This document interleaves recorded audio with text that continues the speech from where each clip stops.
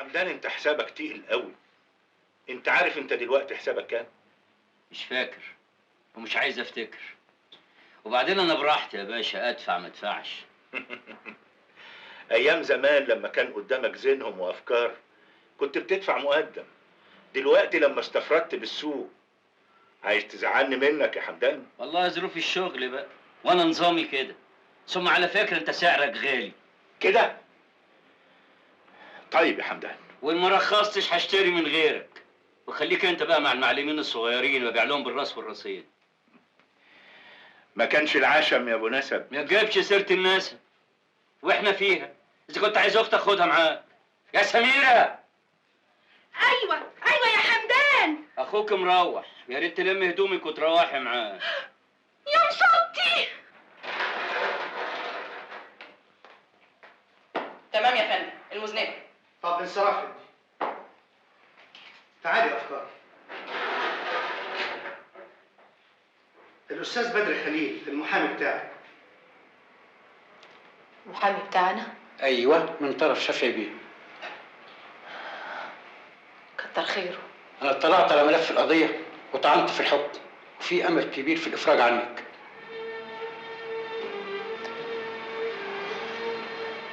افراج؟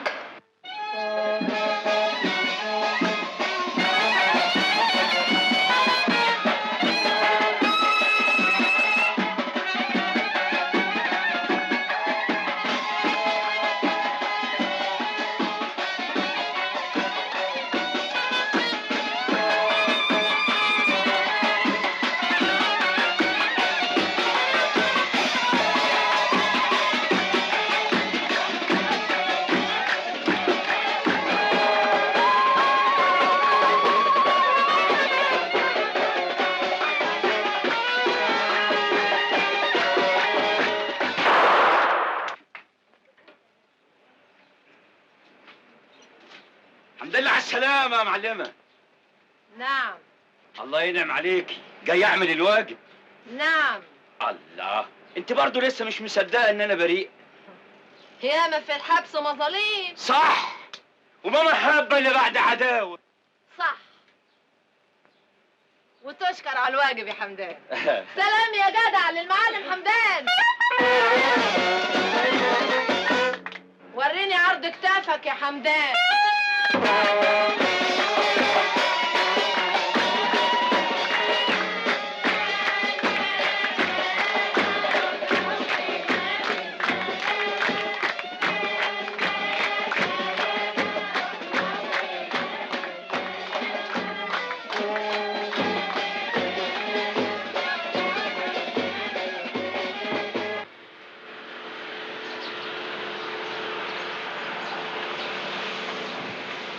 اهلا وسهلا. اهلا وسهلا.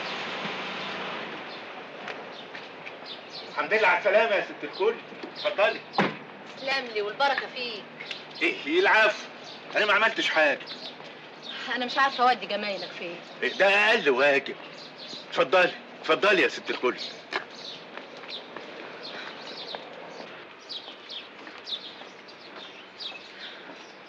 انت عارف طبعا ان حمدان هو اللي عملها فيا عشان يستفرد بالمذبح لوحده. لكن انا عايز انزل الشغل واقف له تاني. تحت امرك. العزبه وصاحب العزبه. ما هو ده العشم برضه. احنا لسه هيكون في بينا وبين بعض كلام كتير كتير قوي. مش وقته يا شافعي بيه. على كل حال انا بالي طويل وحبالي اطول. وانا تحت امرك. والايام جايه بينا كتير قوي. الشغل هيرجع زي زمان والاجر كمان، والباب مفتوح لكل راجل جدع في المذبح. اللي يحبونا ايوه اللي يكرهونا لا. سلطان. امور يا معلمة. تعالى معايا.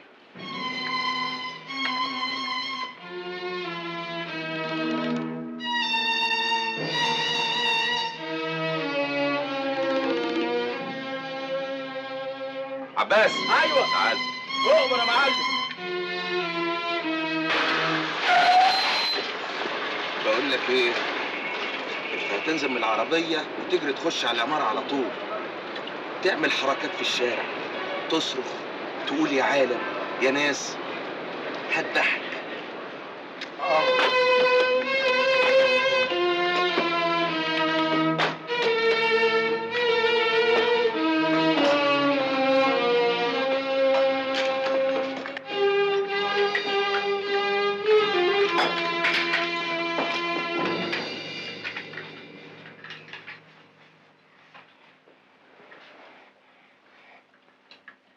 حقك عليا يا معلمة. عملت كده ليه؟ أنا غلطان. الشيطان حمدان هو اللي خواني.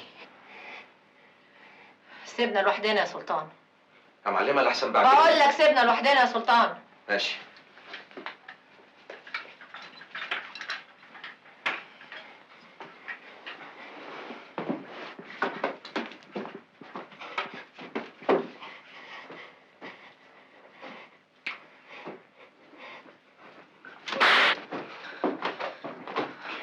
يبقى خلي حمدان ينفعك. اهم رجالتي جابوك من وسط المذبح وكان ممكن يخلصوا عليك. أيوة، لكن أنت أصيلة يا معلمة وقلبك زي البفتة البيضة. هي كلمة واحدة.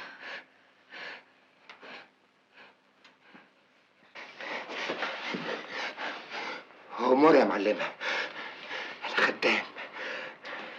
حمدان أنا ما كرهتش في الدنيا هاتو.